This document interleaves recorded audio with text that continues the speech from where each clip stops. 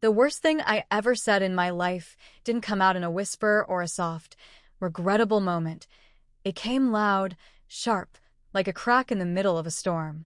I was standing in our kitchen, barefoot, hair in a messy bun, holding a chipped coffee mug that had "World's Best Wife" written on it, and I looked Daniel straight in the face and said, "I could do better than this. Better than you."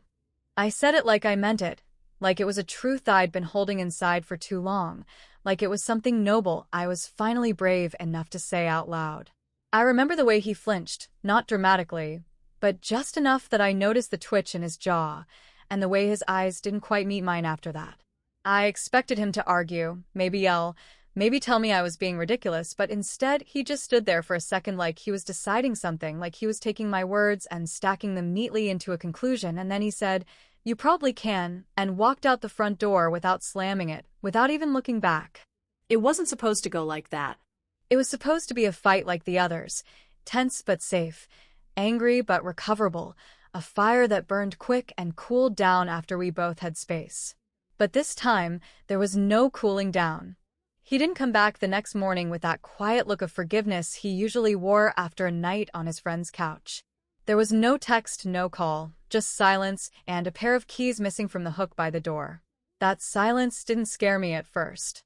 I thought he was sulking, playing the long game. Daniel wasn't the dramatic type. He was steady, boring even, the kind of man who folded the laundry exactly the way his mother taught him and never forgot to pay the water bill. So, I waited, arms crossed, pride wrapped around me like armor, convinced he would return when he realized I hadn't meant it. But 3 days passed, then 5, and by the 7th day, I started checking his location like a teenager with trust issues. He'd turned it off. The thing is, when I said those words, I didn't even mean them the way they sounded. Or maybe I did. I honestly don't know anymore. At the time, I was angry and restless and bitter in that way people get when they've been simmering too long in unspoken disappointments. Our life had become this endless loop of safe choices and calendar reminders. Wake up, shower, work, dinner, bed. Repeat. I felt like I was fading into the walls of our own routine. And Daniel, bless him, never noticed. Or maybe he did and just didn't think it mattered because, in his mind, this was the dream. No drama, no chaos, just two people existing side by side in a kind of peaceful monotony.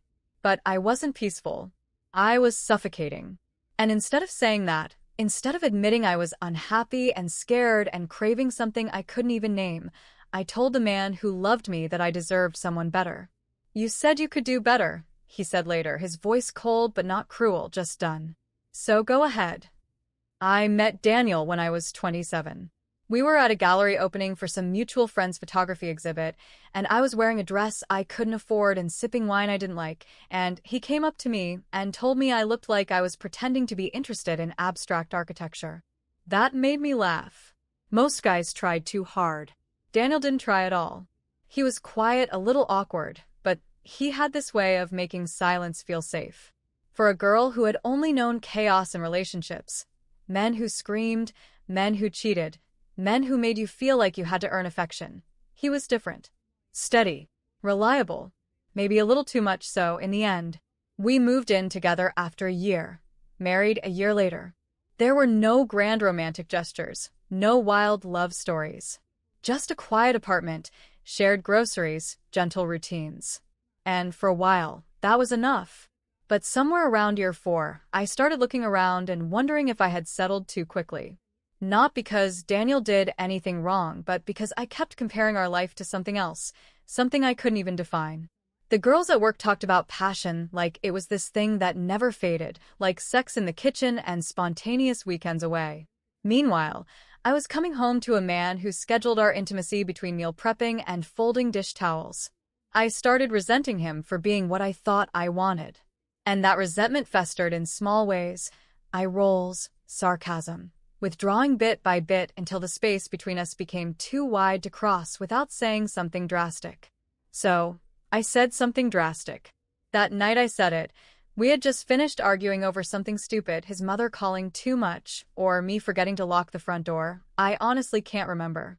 I just remember the heat in my chest, the sound of my voice ringing louder than it should have, and his face, so still, so stunned. He didn't raise his voice, didn't defend himself. Just took it like a blow he'd been expecting for a while. And when he walked out, I knew something was different. This wasn't a cooling-off walk. This was a decision. I didn't call him. Not that night. Not the next morning. I told myself I didn't want to chase after someone who couldn't even argue back. I told myself if he loved me, he'd come back. But the truth is, I didn't call because I was scared. Scared he might not answer. Scared I might hear in his voice that he was already gone. I waited, pretending not to care, pretending the empty side of the bed didn't feel like a funeral. And every hour that passed without a text made my pride shrivel a little more. By the time I checked his email, yes, I know how that sounds, he had already forwarded his mail to a different address and changed his emergency contact at work. That was when it really hit me. He wasn't mad. He was done. And the worst part is, I don't even blame him. The first person I told about the fight was my friend Layla, not because I wanted advice, but because I needed someone to tell me I wasn't the villain.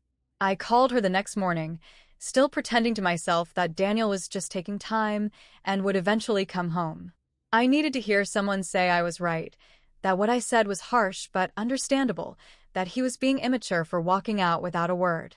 Layla answered on the second ring, already chewing something like she always did in the morning, and when I told her, she paused for longer than I expected. "You told him you could do better?" she asked slowly, like she was making sure she heard it right. "Yeah, I said it during an argument," I replied, trying to keep my tone casual like I wasn't shaking inside. "I didn't mean it the way it sounds. It was just a moment. We were both upset." Layla didn't respond immediately, and when she did, her voice wasn't comforting. "You know that's the kind of thing you don't come back from, right?" I wanted to hang up. I wanted to tell her she didn't get it, that she didn't know how many times I had tried to get Daniel to notice the distance between us, to feel anything other than polite disapproval or mild confusion when I cried or lashed out. But I didn't say that. Instead, I said, it wasn't about him. It was about me. I feel like I've been living on autopilot and no one's even noticed. "So say that," she snapped back. "Don't throw grenades just because you're bored." I spent the rest of the day walking around the apartment like a stranger in my own home. I couldn't sit still. I kept checking my phone, my email, even a mailbox, as if Daniel would leave a letter like some silent movie character. Nothing. The apartment felt too clean, too in order, like it was mocking me for trying to break something that had never asked for much to begin with. By the time night came, I couldn't take it anymore. I got in the car and drove to his brother's place, convincing myself that maybe Daniel was there. I didn't even think about how it might look, me showing up without calling, just knocking on the door with a face full of desperation. His brother opened the door, surprise flickering across his face the moment he saw me. He leaned on the frame and didn't invite me in. "Is he here?"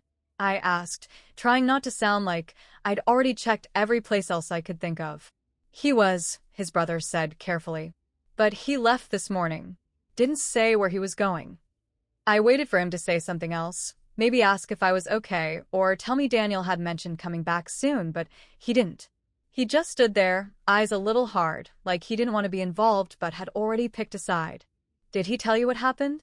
I asked, arms crossed even though I was cold and shaking. "He said you told him he wasn't enough, that you said you could do better. Then he asked if he could stay a night or two." I hated the way he said it, flat, like he wasn't even angry, just disappointed.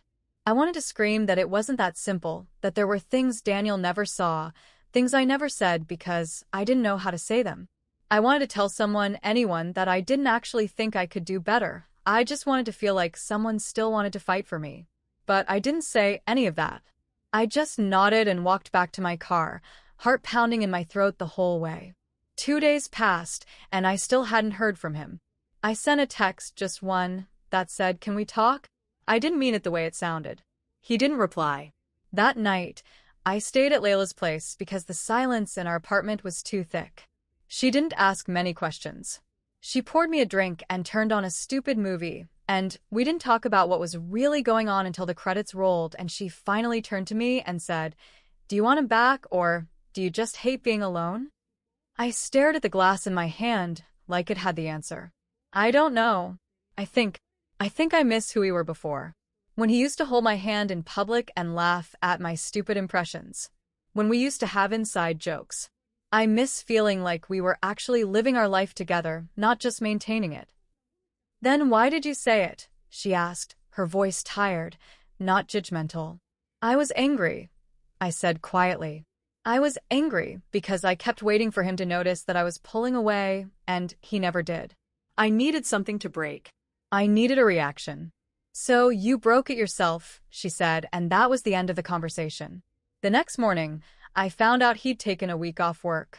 I called his office, pretending to be someone who didn't already feel the truth clawing in her chest, and the receptionist said he had submitted a vacation request. No reason listed. He'd planned for this. He'd known he needed space before I even realized he was serious. That hurt in a way I didn't know how to process. He hadn't just left in the heat of the moment. He had made a decision, and that meant he was thinking, not reacting. Later that evening, a package arrived. I didn't recognize the return address, but it was his handwriting on the label. Inside was a small box with a ring. Not the wedding ring, not even one I recognized. It was one I'd once admired in a shop window, back before we were married, before we even moved in together. A simple thing, silver with a blue stone, something I'd pointed at and said, "That's the kind of ring I'd buy myself if I ever stopped waiting for someone else to get it right." I hadn't thought of it in years. I sat there holding it like it was a riddle I couldn't solve, and underneath it was a folded note. Not a long letter, just a line. I should have said something sooner, but you should have said the truth. It didn't take long for the quiet to start pressing into the cracks of everything. I stopped waiting for Daniel to come back and started trying to figure out if he'd ever really been there the way I needed. That ring he sent sat on the counter for a full day before I touched it again. I looked at it like it was a question with no right answer. I knew why he picked it. He remembered things like that. Always had. But what I couldn't figure out was whether it meant he still cared, or if it was his way of closing the door gently. I didn't reply. Not because I didn't want to. I just didn't know what to say that wouldn't sound like begging or spinning something that had already fallen apart. So instead, I did what I always do when I don't want to think too hard. I made plans I didn't want and said yes to people I didn't care to see. The first night out I agreed to was with a couple of old coworkers. It was loud and crowded, and I spent the entire dinner pretending to enjoy conversations about things I wasn't listening to. One of them, a guy named Scott, kept looking at me like I was a challenge. He had that energy people get when they know you're vulnerable and think they're doing you a favor by stepping in. I wasn't interested, but I let him talk. He offered to walk me to my car after, and I let him, not because I wanted to, but because I wanted to see if I still knew how to be wanted. "You okay?" he asked as we reached my car. His voice was soft like he thought that made him more thoughtful. "I'm fine," I said, not looking at him. "You just seem kind of, I don't know, tired maybe? I'm going through some stuff. It's nothing you need to worry about." He stood there like he wanted to say something else, but I turned to unlock the door, and he didn't press it. I drove home and cried in the parking lot before going upstairs. That night, I finally texted Daniel. I wrote out 6 different messages and deleted them all. The one I sent was short. "What do you want me to do with the ring?" He didn't reply that night, or the next. By day 3, I convinced myself that I didn't care what he wanted. If he was done, then I would be too. I packed up half his things into boxes and stacked them by the front door. It didn't feel empowering. It just felt like defeat with a different outfit on. A week later, Layla called and asked if I'd heard from him. I said no and tried to sound like it didn't bother me. "Have you tried calling instead of just texting?" "He's not answering either way." "Then maybe stop trying to get a response and start trying to figure out why you said what you did in the first place." "I already know why," I snapped. "I felt invisible." "Okay, but feeling invisible doesn't mean you tell the one person who sees you that he's not good enough." "I didn't say he wasn't good enough. I said I could do better." Layla sighed loud enough for me to hear it. Which is the same thing when it's coming from someone you're supposed to be building a life with. I wanted to hang up on her again. Instead, I changed the subject. The next few days passed in a loop. I'd wake up, tell myself I was over it, then check my phone more times than I care to admit. I didn't even care what he said. I just wanted something. I wanted to know he was still deciding instead of decided. But that kind of silence speaks for itself, and eventually I started answering for him. Maybe he didn't want to talk because he was thinking about how he'd let things slide. Maybe he was out there telling his side of the story to someone else, his brother, a friend, maybe even a stranger on a barstool somewhere. I hated that idea more than anything, not because I thought he'd lie, but because I knew he wouldn't have to. All he'd have to say was, "She told me she could do better," and that would be enough. That would be the whole story. A few days later, I saw him. I was at the grocery store, holding a carton of eggs, when I turned the corner, and there he was, walking down the aisle with a basket in one hand and a bottle of orange juice in the other. He didn't see me at first. He looked calm, not broken, not heartbroken, just normal. And that made something in my chest twist so fast it felt physical. When he finally looked up, his eyes landed on me for a second and then moved to the shelf next to me like I was any other person in the store. "Hey," I said, louder than I meant to. He nodded. "Hey, can we talk?" I asked, not caring that I sounded pathetic. He looked at me for a long second. "Now's not really the place." "I don't care. I just want to talk."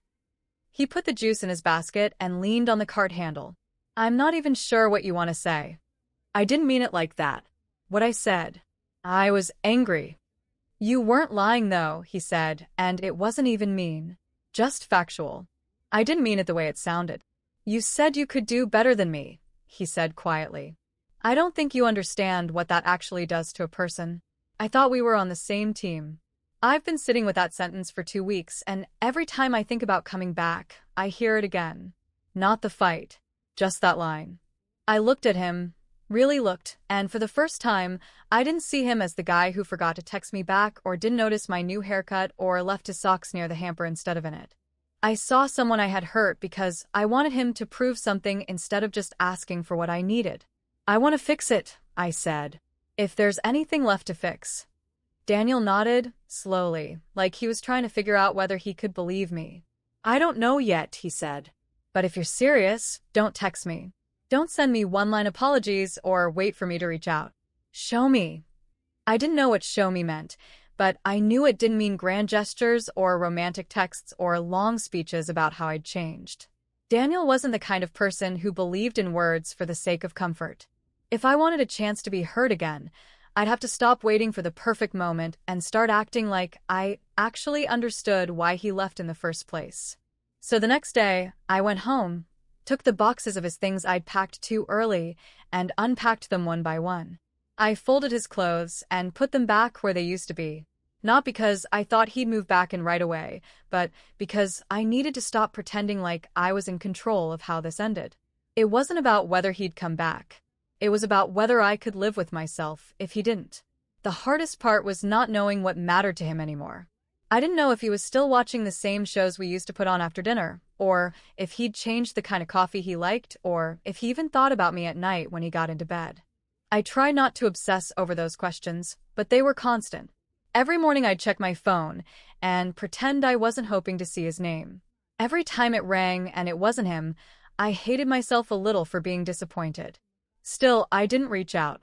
I remembered what he said, no texts, no one-liners. So, I found other ways. I went back to therapy. It wasn't some big revelation. I didn't have a dramatic breakdown or a moment where I realized I was broken. I just knew I had patterns I couldn't explain, reactions I couldn't control, and maybe it was time to stop using frustration as a reason to destroy things that were good. After 2 sessions, I stopped trying to convince myself that the problem was just communication. It was pride. It was the part of me that believed being right was more important than being understood. And it was fear.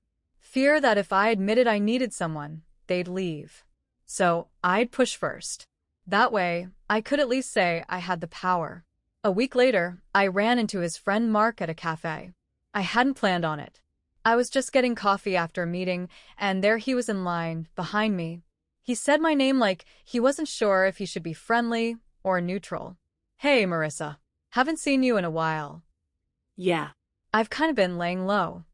He nodded and looked down at the floor. "You holding up?"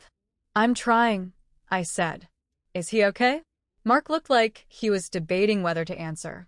He's figuring things out. He's been quiet, even with us. I think he's trying to rebuild without jumping into anything. I didn't know what to say to that, so I just asked, "Does he talk about me?" Mark hesitated.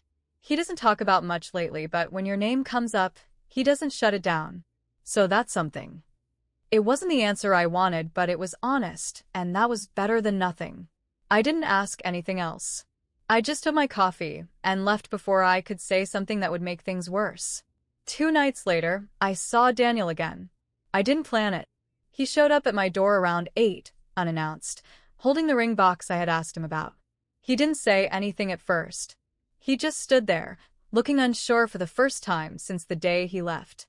"I figured I should give you this in person," he said. "You could have just kept it," I told him. "Yeah, but that would have felt like pretending it didn't mean something." I stepped aside so he could come in, and he did. He didn't take off his shoes or sit down. He just stood there in the hallway like he didn't know if this was a visit or a mistake. "I went back to therapy," I said. "I'm not telling you that to prove anything. I just want you to know I'm trying to understand why I did what I did." He nodded but didn't say anything. "I wasn't happy, but not because of you. I think I just started convincing myself that if I felt small, it was your fault. That if I was bored or tired or insecure, it meant something was missing in us instead of me. So I used that to justify acting like you were the problem." "I know you were unhappy," he said finally. "I just didn't think you hated me for it." "I didn't hate you," I said quickly. "I didn't even mean the words the way they came out. I just wanted you to feel what I was feeling for once. I wanted you to hurt a little too. And that's the part one regret more than anything." Daniel looked around the apartment like it felt familiar and foreign at the same time. "It's not about whether you meant it. It's about the fact that when things got hard, you didn't talk to me. You tried to make me feel small so you could feel powerful again. And I'm not mad about that anymore. I just don't know if I trust it won't happen again." That was the first time he said anything that felt final. I didn't cry. I didn't beg. I just said, "I don't know if I can prove that it won't.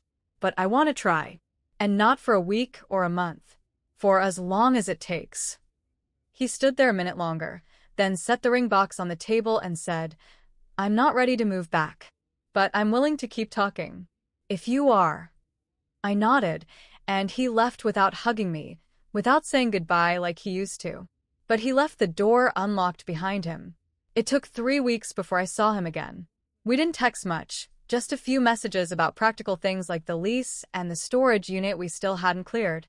I didn't push for more because I knew that every time I tried to steer the conversation into something emotional, he would step back. So I waited. I kept going to therapy. I stopped trying to make dramatic moves to win him over. I deleted every draft I wrote that started with, "I miss you." I stopped asking friends about him. I didn't post anything meant to catch his attention. The hardest thing I've ever done was learning how to stay still and let someone come to their own conclusion about me. When he finally messaged me asking if I'd meet him for coffee, I said yes without hesitation but didn't let myself hope it meant anything beyond what it was. We met at a cafe we used to go to, one of those quiet places with bad lighting and decent pastries. He was already sitting when I got there, black coffee in front of him, no food. I sat down across from him and waited for him to speak first. He looked at me like he wasn't sure how to start. "You look like you haven't been sleeping," he said. "I haven't." "You?" "Same." We sat in silence for a few seconds before I spoke again. "So, why did you ask me here?" He looked down at his cup, turned it slowly with his hand. "I thought maybe I was ready to hear your side. All of it. Not just the apology. Not just the part where you say you were wrong. I want to know the real thing. Why it happened. Not the cleaned-up version." I didn't answer right away. I thought about it, really thought about it, and then I said what I should have said a long time ago. I wanted to hurt you. That night. I didn't say it by accident. I said it because I knew it would work. I knew you wouldn't yell or fight. I knew you'd just take it, and part of me hated how calm you always were. I felt like I was drowning and you were just watching.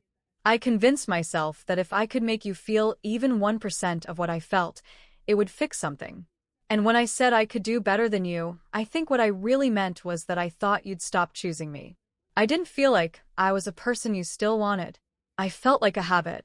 He didn't look surprised. He looked like he'd heard every word before but was waiting to see if I'd actually say them. He nodded slowly. I think I stopped choosing you out loud, he said. But I didn't stop wanting you. I thought that being consistent was enough. I thought that showing up, doing the right thing, being steady, that would prove it.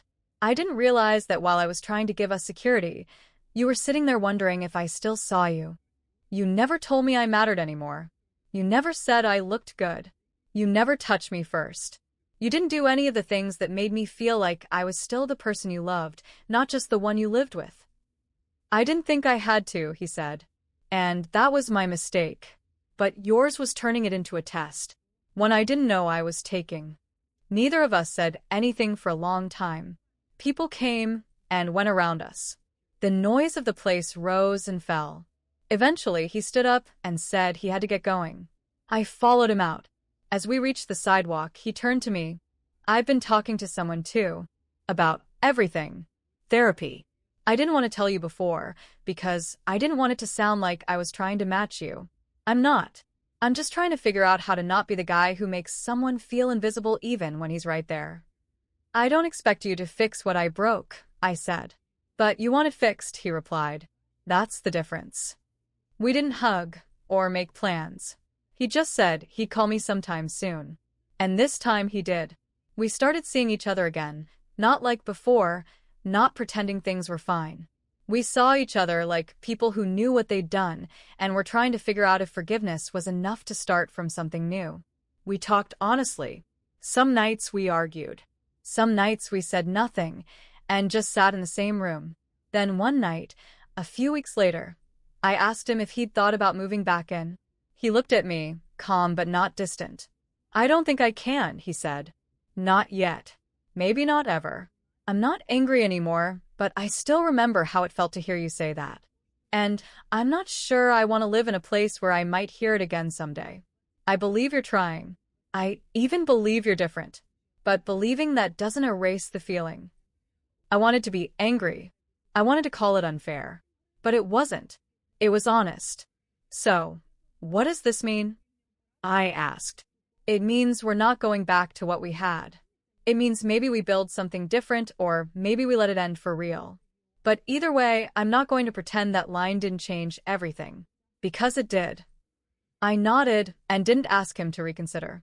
That night, after he left, I sat at the table alone and realized that I had spent so long trying to undo a sentence that I never stopped to understand what it meant for him to carry it. He wasn't punishing me. He was protecting himself. And I couldn't blame him for that. We still talk. Sometimes we see a movie or grab dinner. We're not together. We're not nothing. We exist in this strange space where maybe isn't a promise, just a possibility. And that's what I'm holding now. Not hope. Just the truth. You say one thing in the middle of a fight, and it sounds like just another weapon. But sometimes, that's the thing that ends it. Not with shouting. Not with doors slamming. Just one sentence, said too easily, that someone believes. And when they believe it, they leave.